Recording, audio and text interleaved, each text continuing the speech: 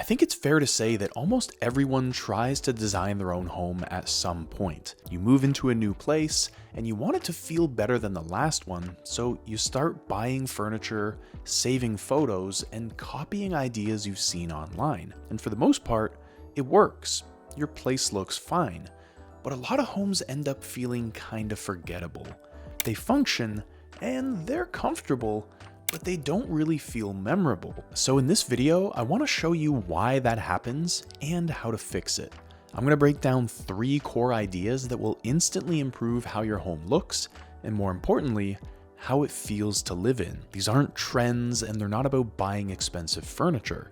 They're ways of thinking about space that help your home feel calmer, more cohesive, and more like it was actually designed, not just filled up with stuff. So one of the biggest mistakes people make when designing their home is thinking in terms of individual items instead of thinking in terms of zones. And that's because most people approach design by choosing one thing at a time. A couch they like, a coffee table that catches their eye, or a lamp they saw on Instagram. And while none of those choices are necessarily bad on their own, the end result often feels disconnected. And you end up with a room that technically has everything it needs, but somehow still feels off. Now, some of you are wondering, what actually is a zone?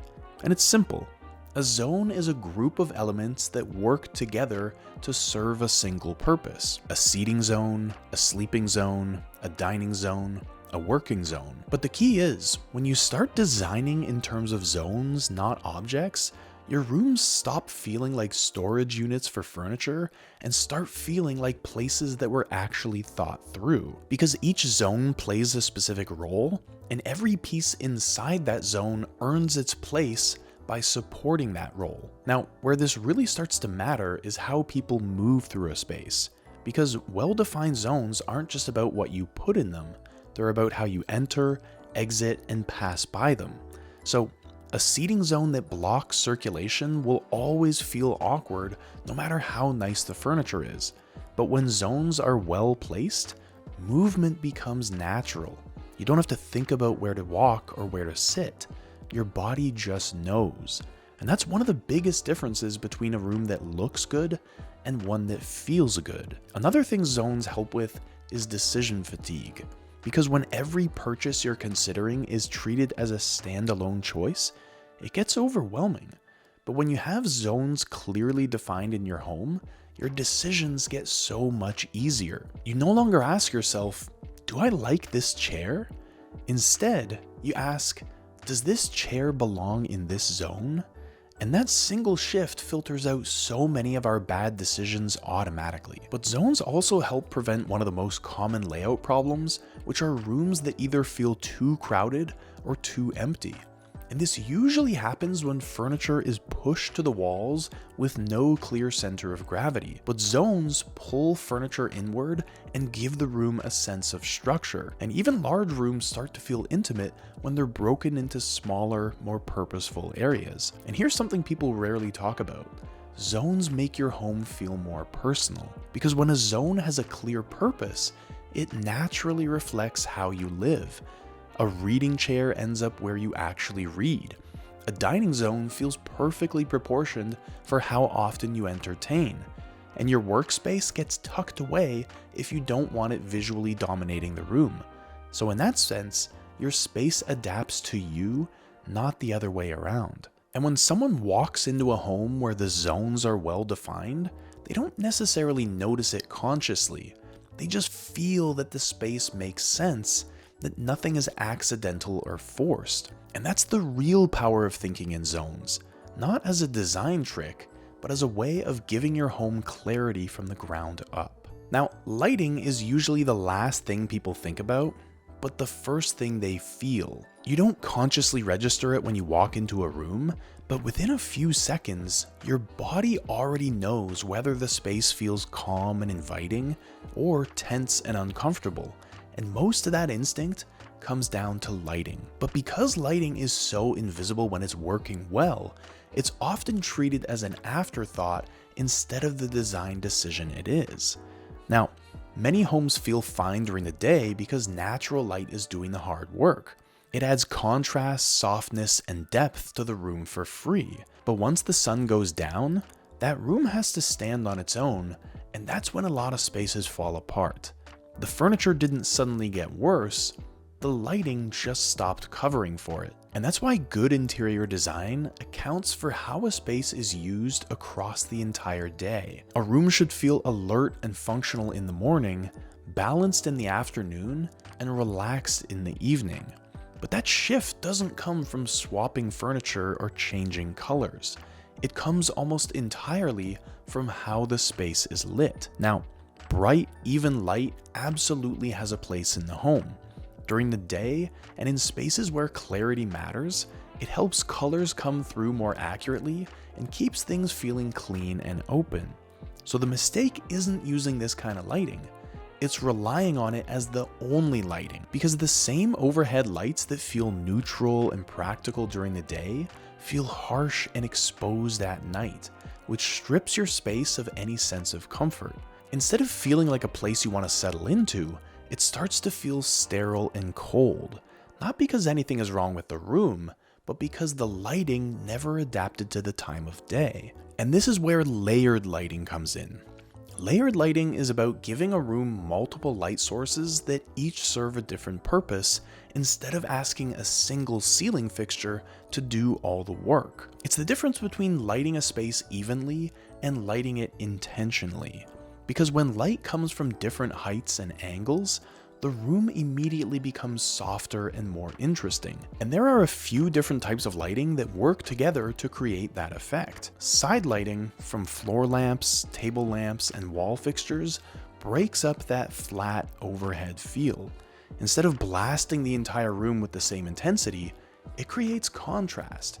Shadows appear, textures start to show, and materials feel richer. And side lighting explains why a space can have great furniture and still feel flat, because without side lighting, everything sits on the same visual plane. Then there's low, indirect lighting, which is what gives a room its emotional tone in the evening. Lamps with warm bulbs, hidden light sources, and light that reflects off the wall and ceilings shift the focus away from visibility and toward comfort. So indirect lighting isn't about seeing every detail perfectly. It's about making a space that feels good to be in. And once you see how much lighting alone can change the feel of a room, it becomes so obvious why getting it right matters. But I've got to be honest, it's not easy to nail the lighting in your home if you don't know what good lighting looks like. And this is such a big obstacle for people new to design that I built a custom tool that will take an image of any room and redesign the lighting so it's in line with interior design best practices. Because once you can see what's possible for your space, you can turn it into reality. So if you want to try out that tool for yourself and visualize your own space with luxury hotel level lighting, the link is in the description. But what's important to understand is that layered lighting doesn't mean adding more brightness. It means redistributing the light. So you're not making the room louder, you're making it more nuanced. And having these different light sources allows you to dial the mood up or down from morning to evening without changing anything else in the space. And once you understand this, everything starts to click. And lighting stops being something you react to and starts being something you control. Because your home shouldn't look the same all day long. And that variety isn't a flaw, it's what makes your home feel alive. Now, this last idea ties everything together, and it's also the hardest one to follow: keeping things simple. And most people understand this in theory, but in practice, it's where so many designs completely fall apart. Because we all feel this constant pressure to fill space. Empty walls feel unfinished, open corners feel like problems that need solving, and every flat surface starts collecting objects. And before long, your room feels busy, heavy, and strangely uncomfortable, even if all the individual pieces are nice. Because the problem isn't taste, it's overload. When a space has too many competing elements, your eye doesn't know where to rest. But good design creates hierarchy. It tells your eyes what matters most and what plays a supporting role. But clutter destroys that hierarchy because everything starts shouting at the same volume and the room feels stressful without you being able to explain why. But let me be clear, simplicity doesn't mean minimalism, and it definitely doesn't mean living in an empty box. It means being intentional. It means every piece in your home should either serve a clear purpose or meaningfully contribute to the atmosphere.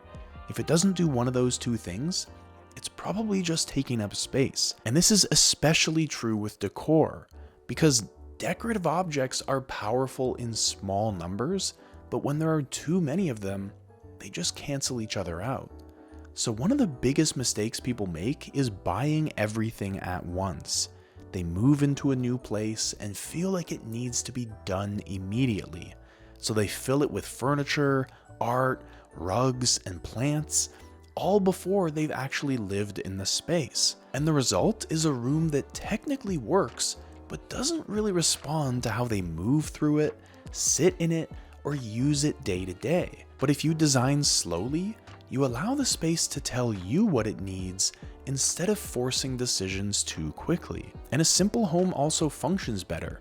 Fewer pieces mean easier cleaning, less visual distraction, and more flexibility. And when a room isn't overloaded, it's easier to rearrange and live in over time. You stop feeling boxed in by your own furniture, and your space starts working with you instead of against you. Plus, there are psychological benefits to simpler spaces, because when your environment is calm, your mind gets calm too. And this is why people often feel more relaxed in hotel rooms and other well-designed spaces. Not because they're luxurious, but because they're restrained. Nothing feels unnecessary, and that sense of ease is something you can absolutely create at home, and you don't need to spend any money to do it. So one good way to approach simplicity is to think in terms of subtraction, not addition. Instead of asking what your room needs, ask what it can live without. Because removing a single piece can often improve a space more than adding 3 new ones. And over time, this habit of subtraction trains you to make better decisions and trust the power of restraint. And when you combine simplicity with clear zones and thoughtful lighting, your space finally clicks. Your home stops feeling busy and starts feeling intentional. And things are there for a reason, not just to fill space. So if there's one takeaway here, it's that good design isn't about copying what looks good online. It's about understanding why things work. And once you start thinking this way, everything becomes so much clearer. So if you want a simple framework you can use to apply all this knowledge to your own home, watch this video next, where I'll break down one of the most important design decisions you can make and show you how to get it exactly right.